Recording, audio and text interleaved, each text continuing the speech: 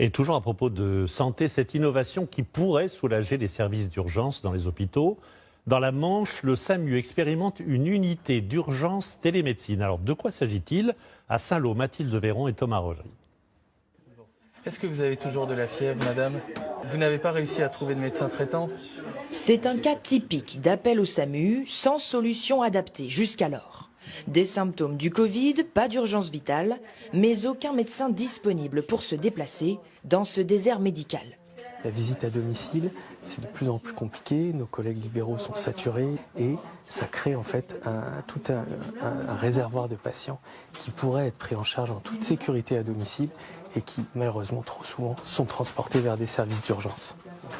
Aux urgences de Saint-Lô, dans la Manche, jusqu'à 70% des patients devraient être pris en charge par un généraliste.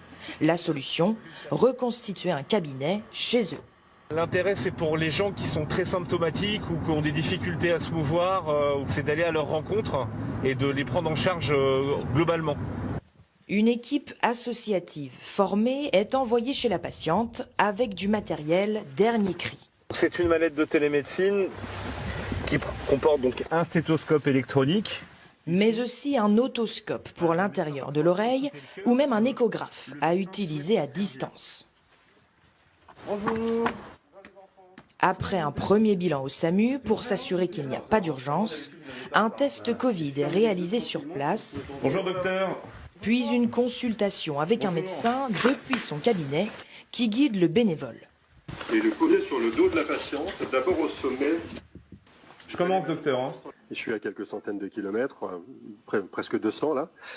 J'entends parfaitement bien les poumons. C'est une révolution technologique puisque effectivement on a des outils diagnostiques qui sont très qualitatifs. Une révolution aussi car elle associe sans distinction SAMU, associations et médecins généralistes pour faire économiser en moyenne 100 000 € par mois à un service d'urgence.